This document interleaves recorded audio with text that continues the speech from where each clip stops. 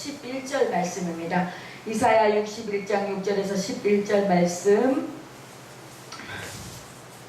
오직 너희는 여호와의 제사장이라 일컬음을 받을 것이라. 사람들이 너희를 우리 하나님의 봉사자라 할 것이며 너희가 이방 나라들의 재물을 먹으며 그들의 영광을 얻어 자랑할 것이니라. 너희가 수치 대신에 보상을 배나 얻으며 능욕 대신에 몫으로 말미암아 즐거워할 것이라. 그리하여 그들의 땅에서 갑절이나 없고 영원한 기쁨이 있으리라. 물은 나 여호와는 정의를 사랑하며 무리의 강탈을 미워하며 성실히 그들에게 갚아주고 그들과 영원한 언약을 맺을 것이라. 그들의 자손을 문나라 가운데 그들의 후손 만민을 가운데 알리리니 무릇 이를 보는 자가 그들은 여호와께 복받는 자소식을 인정하리라. 내가 여호와로 말미암아 크게 기뻐하며 내 영혼이 나의 하나님으로 말미암아 즐거워하리니 이는 그가 구원의 옷을 내게 입히시며 공의의 겉옷을 내게 더하시니 신랑이 사모를 쓰며 신부가 자기 보석으로 단장한 같게 하셨습니다. 땅이 싹을 내며 동산이 거기 뿌린 것을 움독히 함같이 주여와께서 공의와 찬송을 모든 나라 앞에 수산하게 하리라 하시리라. 아멘. 사랑과 은혜가 풍성하신 하나님 아버지, 이 시간에 주님의 귀한 말씀 하나님 전합니다. 내 생각 내 뜻대로 전하지 아니하고 오직 하나님의 뜻만 전하게 하시고 성령의 감화 감동, 성령의 인도하심 따라 전하게 해 주시옵소서. 예수님의 이름으로 기도드렸습니다. 아멘. 네, 오늘 하나님의 말씀은 봉사자가 갖춰야 할 덕목이라는 제목으로 함께 은혜 나누고자 합니다. 우리 시골에 우리 남동생이 누가 이제 키우라고 해서 발발이 개를 하나 가지고 와서 키우는데, 이게 개가 이제 이렇게 집에서 키우는 개는 이런 밥 같은 거 안 먹잖아요. 밥 같은 거 안 먹고 사료 먹잖아요. 그래서 이제 그 시골에서 우리 시골은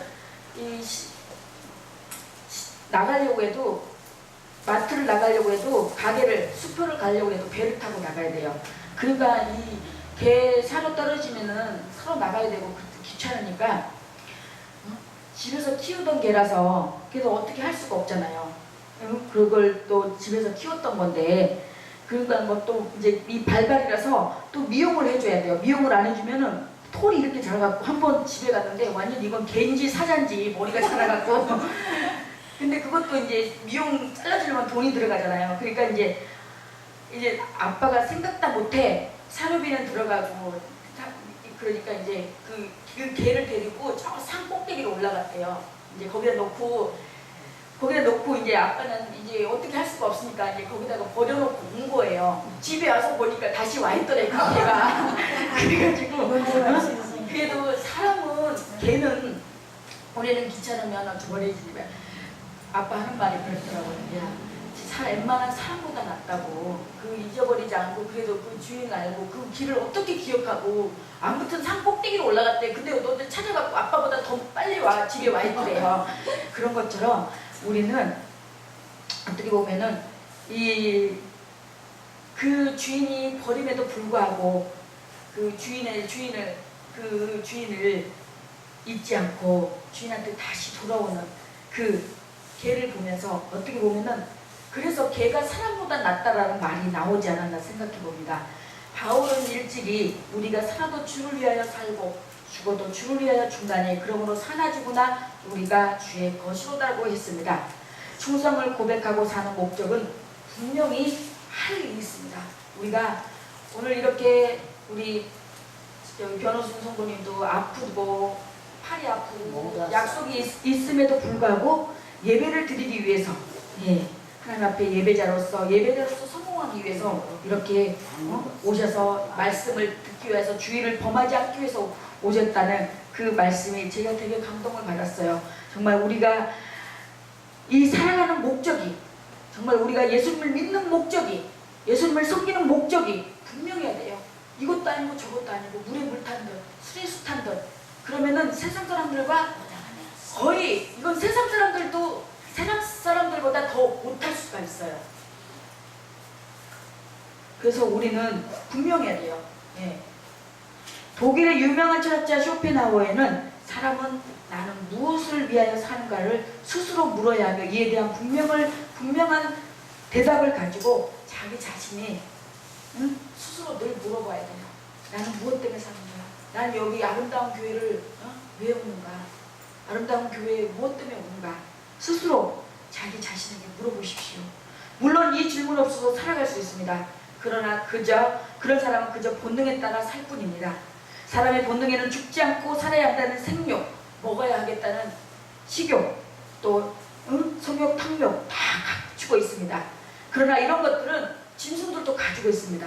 다시 말해서 그저 본능에 의해 사는 사람은 짐승과 별 다를 바 없고, 오히려 짐승은 죽어 사람들에게 고기라도 제공하지만 이에 비해 사람은 아무것도 남기지 못하니 짐승만 또 못할 수 있다는 말이 나오는 것입니다. 정말 진짜 살아가다 보면은 이럴 수 있을까라는 생각에 막 어떨 때는 마음이 아플 때가 있어요. 제가 그렇게 지금 회복이 되려면 내 아는 자매도 지금 너무 어려운 환경에 처해 있어요. 예배드리고 회복해라 그렇게 얘기를 했는데도 그때 잠깐 어려우면 목사님 기도해 주세요.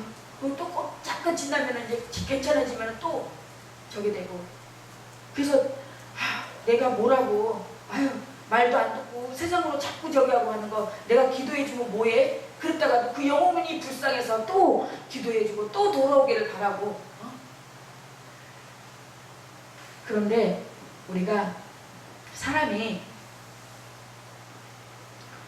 오직 돈만을 위해서 살면은 수준노가 되어 취해지고 더러워집니다. 오직 권력이나 명예만을 위해 살면 이기주의나 기회주의자로 전락하여 그 삶이 지극히 비참해집니다.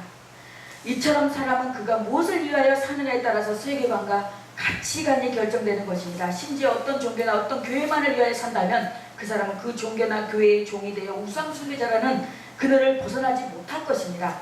참으로 나는 무엇을 위하여 존재하며 무엇을 위해 오늘을 살고 있는 것일까요? 본문은 오늘 이 이사야 선지자를 통하여 오늘의 이 크리스찬들은 무엇을 위해 살아야 할 것인지를 분명히 가르쳐주고 있습니다. 첫 번째로 여기에 6절에 보면은 오직 너희는 여호와의 제사장이라 일컬음을 받을 것이라 사람들이 너희를 우리 하나님의 봉사자라 할 것이며 너희가 이방 나라들을 재물을 먹으며 그들의 영광을 얻어 자랑할 것이라고 했습니다. 우리는 하나님의 봉사자로 살아야 됩니다. 오늘 이 이사야 61장은 메시아의 구속사역과 그 사역을 통해 하나님의 백성이 누릴 구원의 기쁨을 언급하고 있습니다. 그런 것처럼 우리는 이 구원의 기쁨을 안다면 우리가 어떻게 살아야 하는지 우리는 누가 구태여 말하지 않아도 본인이 스스로 알 수가 있어요.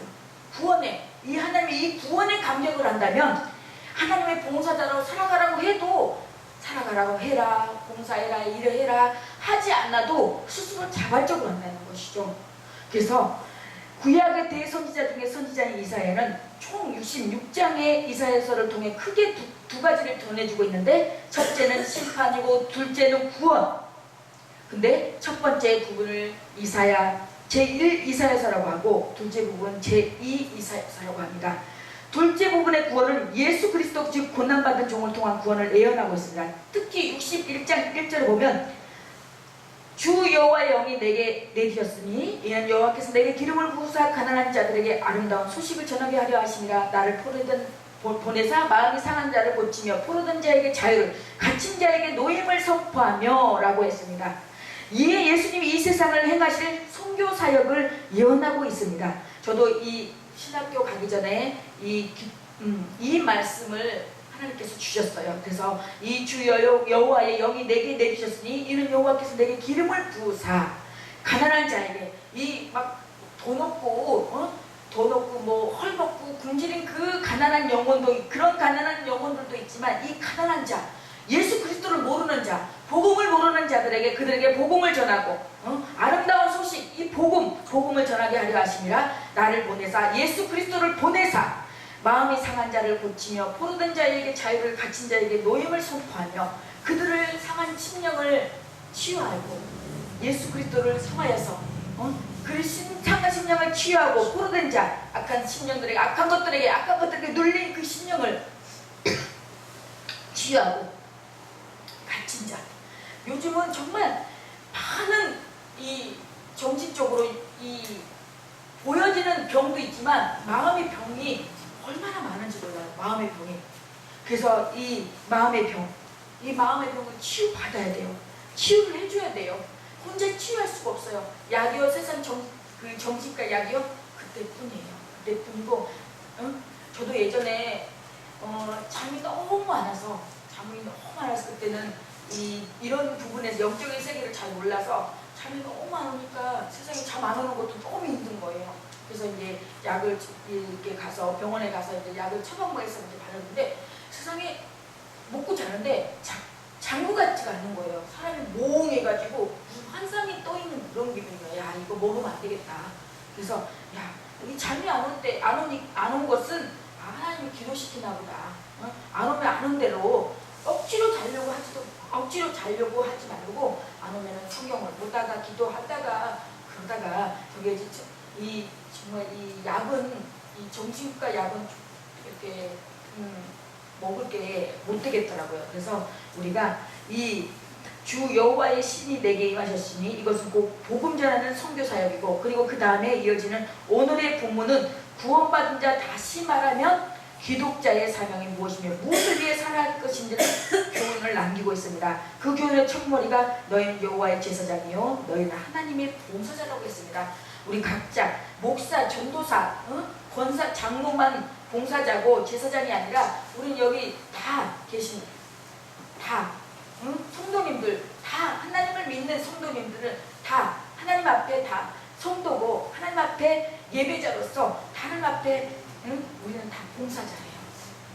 이 말씀의 문맥을 살피면 내가 하나님의 봉사자로서 책임을 다할 때 비로소 나는 하나님의 제사장이라는 이름을 얻게 될 것이라는 말씀입니다. 가장 중요한 책임은 봉사의 사역입니다. 우리 모두 첫 번째, 이 봉사는 대가를 요구하지 않고 하는 일이에요. 우리가 봉사한다고 하면서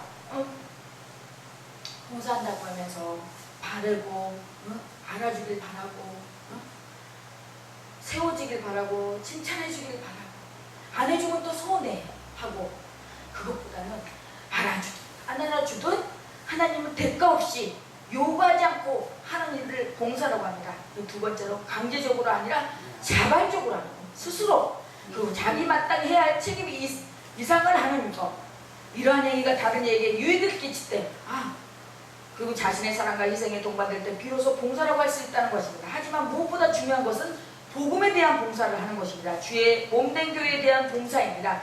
봉사에는 세 가지 차원이 있습니다. 첫째는 물질적이고 육체적인 봉사이고, 또 자신의 시간과 재산, 기술과 힘으로 주의 복음을 위해 봉사하는 것이고, 둘째는 정신적인 봉사입니다. 자신이 시간과 자신의 지식과 은사 그리스도인으로서 구성하고도 경건한 생활의 모범, 아름답고 거룩한 인격자로서 이웃에게 미치는 좋은 영향을 보이지 않는 큰 봉사요, 대단한 힘이 있습니다. 셋째로 영적인 봉사가 있습니다. 기도하는 모습, 복음 선교를 위해서 헌신하고 소망 중에 즐거워하고 하나님 나라의 약속을 믿고 천국을 향해서 올곧게 걸어가는 영적인 인격을 통하여 봉사하는 것입니다. 우리 교회에 이런 봉사자들이 많이 세워질 줄 믿고 많이 세워주실 줄로 믿습니다. 자기의 것이라고 해서 그것을 움켜쥐고 끝까지 고집스럽게 사는 것이 아니라 언제나 하나님이 필요로 하실 때 주여 나를 보내소서 내가 여기 있나라고 응답하는 믿음의 생활이야말로 참으로 훌륭한 봉사가 아닐 수 없습니다. 내가 이렇게 했는데 이렇게 하다가 사람인지라 낙심될 수 있고 서운할 수 있습니다. 그러나 반드시 성경 말씀에는 반드시 때가 되면 거둔다고 했습니다. 하나님께서 때가 되면 반드시 거두게 하시고 주신다고 하셨습니다. 그 약속의 말씀을 붙잡고 설령 그리 하지 아니하시더라도 내 때 못 받더라도 내 때 못 받더라도 내 자손의 손자 손녀까지 3, 4대까지 하나님께서 보고 내 계명을 지키는 자에게 3, 4대까지 하나님께서 보고 주신다고 했어요. 내 때 못 받는다고 내 때 안 온다고 서운할 것도 없고 화날 것도 없고 하나님이 살아계시니 안 계시니 그렇게 원망할 것도 없고 내 때 못 받으면 내 자손이 내 손주가 그렇게 하나님은 분명히 그 약속을 지키신다는 것입니다. 두 번째로 여호와께 복받는 자들로 살아야 합니다. 그들은 여호와께 복받는 자손이라 인정하라고 구절에 말씀하고 있습니다. 하나님께 충성한 사람은 하나님께서 친히 책임지시고 복되게 하십니다. 다니엘서에 보면 다니엘이라는 인물은 17세 17살의 나이로 바벨론 나라의 포로가 되어 잡혀갑니다. 이스라엘의 바벨론에서 침공으로 주전 606년 제1차 포로들이 잡혀가는데, 이때 다니엘도 잡혀가 바벨론에서 70년 동안 살다가 90세에 세상을 떠납니다. 그런 느부갓네살 왕, 다리의 왕, 고레스 왕을 거치면서 변함없이 믿음으로 살 때 하나님은 다음과 같은 은혜를 주셨습니다. 첫째로 지혜를 주셨습니다. 건강을 주셨습니다. 무슨 일이든지 그에게 맡겨지는 남달리 잘해내는 능력을 주셨습니다. 또 어떤 경우에서는 하나님의 보호를 받았습니다. 다니엘뿐 아닐 것입니다. 믿음의 생활을 잘하면 하나님은 이 세상에서도 축복하셔서 지혜를 주심으로 공부도 잘하고 건강하고 예쁘게 자랄 뿐만 아니라 주어진 일은 무엇이든지 잘 해낼 것입니다. 출애굽기 3장 1절 이하에 보면 하나님의 신이 성전을 짓는 속공들에게 임하자 그들에게 특별한 재능을 생겨난 돌들이 마치 떡주머니도 다루어 세상 사람들을 결국 흉내낼 수 없는 아름다운 예술품을 조각하게 했습니다. 그리고 사자굴 속에 들어가든지 풍물불 속에 들어가든지 어떤 경우에도 하나님은 다니엘을 보호하셨습니다. 오늘날 이스라엘은 하나님의 축복으로 전 세계에 고작 600만 명의 유태인들이 살고 있지만 세계의 문화, 예술, 경제, 금융, 산업 등 모든 분야에서 으뜸인 것은 이러한 하나님의 약속이 있기 때문입니다. 이것이 제사장 나라입니다. 이것이 하나님의 봉사자에게 주시는 축복입니다. 종교개혁 이후에 오늘의 교회는 많은 제사장을 부르고 있습니다. 이런 모든 사람이 꼭 같이 하나님께 직접 기도하고 찬송하며 하나님의 말씀을 읽고 거기로부터 주시는 성령의 음성을 들을 수 있다는 것입니다. 또 하나 더욱 중요한 것은 내가 너에게 봉사자, 이 선자로 세계에 대하여는 이 책임지는 봉사자임을 뜻하는 것입니다. 하나님 이 같은 봉사의 책임, 제사장의 책임을 다하는 백성에게 축복하심을 기억하시길 바랍니다. 이것이 그리스도인으로서 구원받은 감격과 은혜로 행할 책임입니다. 마지막으로 봉사는 구체적이어야 합니다. 우리가 세상에서도 각자 다 하는 분야가 있어요. 저도 예전에 하나님 앞에 훈련 받을 때, 연단 받을 때 이 제약회사를 저기 바란에 가면 제약회사가 있어요. 제약회사가 있는데 거기는 제약회사라는 회사는 다 있더라고요. 거기에 하는데 이 드링크 하는 분야가 따로 있고 또 이렇게 알약하는 분야가 따로 있고 이게 다 다른 거예요. 그래서 진짜 이 드링크는 막 이게 이렇게 막 라인으로 돌 때 이거 빨리 끝내갖고 여기 이제 넣어야 돼요. 이 그 박스에 못 넣으면 이게 또 막 밀려가지고 저게, 근데 이건 들기가 너무 적인 거예요. 그래서 그것도 해봤다가 또 이제 이 약 같은 거 이제 또 포장해요. 포장도 해봤다가 또 이제 알 같은 거, 알약 같은 경우는 이제 이것도 이 소쿠리 같은 데다가 이렇게 해가지고 또 이게 추려내는 거, 그거 이렇게 앉아가지고 추려내는데 정말 진짜 이 추려내는데 눈이 정말 너무 아픈 거예요. 그래서 이 하는 분야가 다 각자 구체적이고 제대로 해야 되고 그래야지 불량품이 나지 않는 것처럼 우리도 이 하는 봉사가 구체적이어야 돼요. 그가 10절에 보면 그가 구원의 옷으로 내게 입히시며 의의 굿옷으로 내게 도하시며 신랑이 상호를 쓰며 신부가 자기 보물을 단장한 같게 하셨으니로다. 이것은 하나님의 예루살렘을 구원하시고 의롭고 영화롭고 아름답게 하신다는 약속입니다. 우리가 그가 우리 예수 그리스도께서 구원의 옷으로 내게 입히시며 의의 굿옷으로 내게 도하심이 신랑이 상호를 쓰며 이 상호, 이 재관, 화관을 쓰며 신부가 자기 보물로 단장한 같게 하셨음이라고 했습니다. 신랑이 옛날에는 다 뭐 이렇게 화관 쓰고 여자는 신부는 뭐 이렇게 쪽두리 쓰고 결혼했잖아요. 그런 것처럼 우리가 신랑 신부가 제대로 이 단장한 같이 우리도 이 구원의 옷을 내게 입히시며 의의 겉옷으로 내게 더하심이 우리도 이 구원에 이르기 위해서는 우리는 제대로 해야 된다는 거예요. 제대로 신앙생활. 이것은 하나님의 예루살렘을 구원하시고 의롭고 영화롭고 아름답게 하신다는 약속이십니다. 그렇다면 정말 우리가 구원의 옷으로 제대로 이렇게 봉사하며 제대로 제사장으로서 한다면 하나님께서 하나님의 예루살렘을 구원하시고 의롭고 영화롭고 아름답게 우리를 하시다는 약속이십니다. 그렇죠. 저처럼 우리의 봉사도 이처럼 구체적이고 현실적이어야 합니다. 막연하고 모요해서는 아무런 의미가 없습니다. 그래서 우리가 지금 저희 교회가 아직 크지를 않아서 이렇게 성도들이 없어서 이 구체적으로 저기 하지 않지만 이제 아름다운 교회도 앞으로 부흥되고 커진다면 이 화장실 주방 청소가 제일 힘들어요. 솔직히 말해서 화장실 주방 청소가 제일 힘들고 봉사하는데 제일 힘들지만 하나님께서는 그 힘든 부분에서도 그만큼 힘든 부분을 더 한다면 하나님께서는 그 힘든 부분에서 봉사하고 하신다면 하나님께서는 더 크게 그 힘든 부분만큼 하나님 채워주십니다. 남들 하기 싫어하는 것, 남들이 제일 힘들어하고 피하면서 하는 것, 그것을 정말 나는 기쁨으로 그곳에서 한다라면 이름도 없이 빛도 없이 한다라면 그 하나님이 그냥 하나님은요 우리 사람은요 달면 삼키고 쓰면 뱉고 그러잖아요. 그렇지만 우리 하나님은 그렇지 않아요.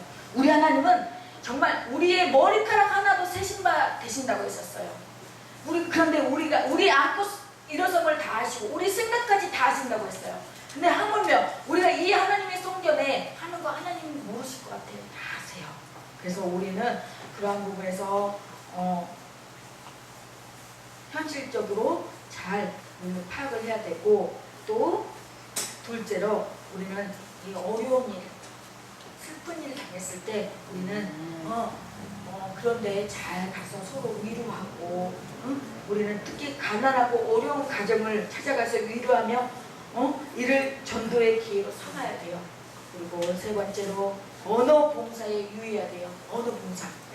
특히 말을 조심해야 되고, 교회나 개인에게 덕이 되지 않는 말은 하지도 말고, 혹 들었더라도 봤더라도 전하지 말아야 됩니다. 그래서 저는 이렇게 그 선배 전도사님이나 목사님들한테 우리 신학교 다닐 때 그렇게 했어요.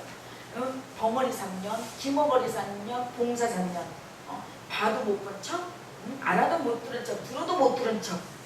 그렇게 해야지. 내가 본 거, 내가 들은 거 다 얘기하면은 정말 쌈질밖에, 이간질 시키는 것밖에 안 돼요. 근데 진짜로 있잖아요. 주의 종이라는 사람들도요, 일일이 그거를 참 이 사람이 이거를 얘기해서 좋겠다, 기분 나쁘겠다, 사이가 어떻게 되겠다, 그거 파악 못하고 다 얘기하는 사람이 있더라고요. 그거는 정말 하나님 앞에 덕도 안 되고요, 세상 사람들하고 별 다를 뿐만 아니라 세상 사람들보다 더 못하는 거예요. 그래서 우리는 발달하는 사람은 부지한 말은 싸움에 불을 붙일 것이고, 잔인한 말은 사람을 때리고 죽일 것이고, 지혜로운 말은 길을 평탄하게 닦아줄 것이라고 했습니다. 때에 적합한 말은 고통을 완화시켜 줄 것이고, 인자한 말은 상처를 고쳐주고 축복이 될 것이라고 했습니다. 그래서 넷째로 기도하는 일을 좀 더 열심히 우리는 해야 되고, 정한 시간에 경건한 자세로 기도하는 모습은 다른 이에게도 우리가 은혜가 됩니다. 다섯째로 구제하는 일입니다. 어려운 사람들을 눈여겨보고 적어도 1년에 몇 차례씩 개인적으로도 구제하는 일을 잊지 말아야 합니다. 우리가 꼭 할 사람에게 해야 돼요. 구제도. 나를 나타내기 위해서, 나를 보이기 위해서 하는 것이 아니라, 요즘은 정말 많이 다니더라고요. 전체에서도 도와달라고. 근데 그 정말 도와달라고 하는 분들이 정말 진짜 우리 소개방송에 와서 말씀 전하시는 목사님 말씀 들어보니까 다 뒤에 배우가 정말 다 뒤에 배경이 해서 그 사람들 조정으로 해서 이렇게 돈을 받고 다닌다고 돈을 구걸하고 다닌대요. 그래서 정말 그런 사람들 때문에 정작 도움을 받아야 되는 사람들이 못 받을 수도 있다는 거죠.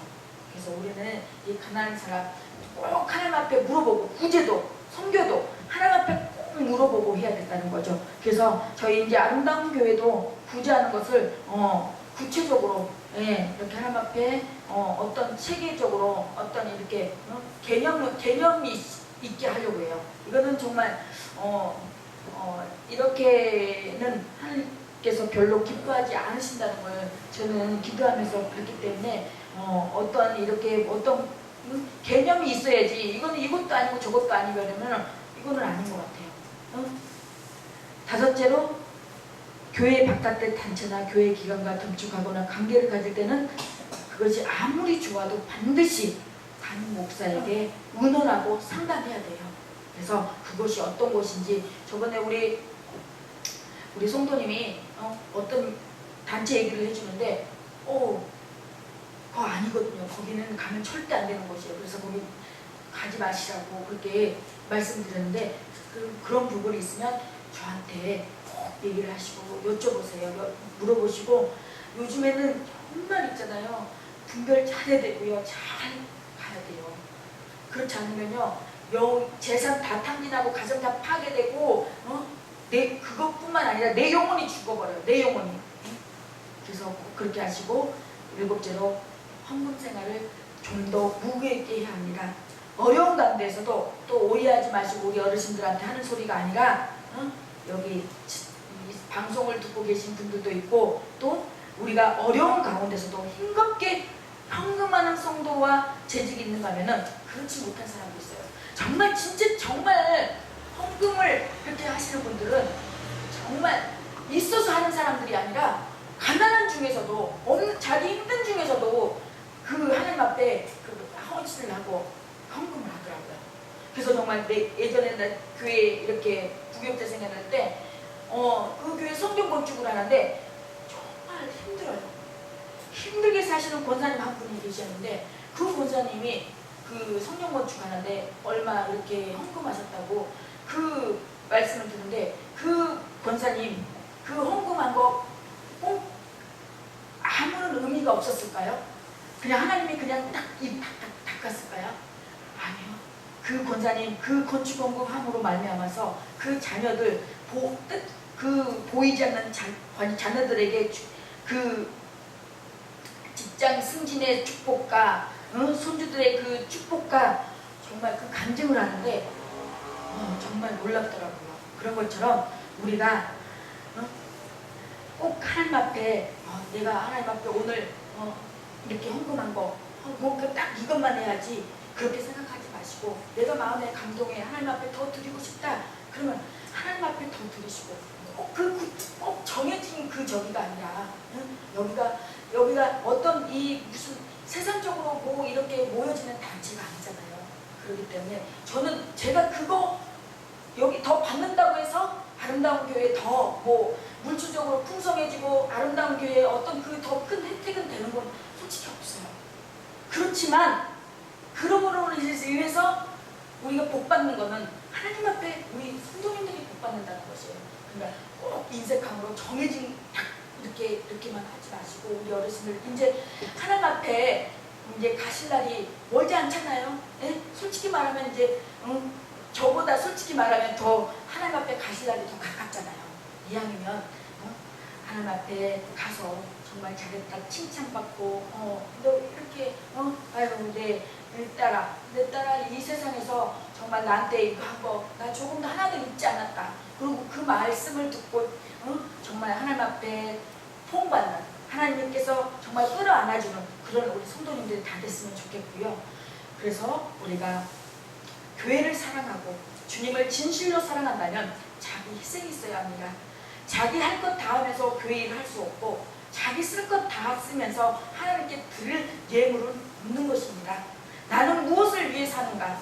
하찮은 게 한 마리 정말 이 개도 자기 죽임을 각오하고 주인을 기다리는 그런 개도 있습니다. 우리는 주님의 종이라고 하면서 우리는 주님의 자녀라고 하는데 무엇을 위해 사는가? 다시 한번 생각하는 저와 여러분이 되기를 소망합니다. 그래서 하나님은 지금도 우리에게 이렇게 말씀하십니다. 너희는 하나님의 봉사자여 여호와의 제사장이라. 각자 본인 이름을 부르시면서 한번 해보세요. 나는 본인 이름 해보세요. 나는 하나님의 봉사자요 여호와의 제사장이라. 그렇습니다. 네, 우리 오늘 이 봉사자가 갖춰야 할 덕목 이 말씀을 잘 새겨듣고 하나님 앞에 저를 보고 아름다운 교회를 보고 하지 마시고 하나님 앞에서 허락되어 하나님 앞에서 정말 봉사자로서 하나님의 봉사자로서 그런 모든 것을 하나님의 아름답게 보실 수 있는 그런 저와 여러분이 되기를 간절히 축원합니다. 네. 사랑과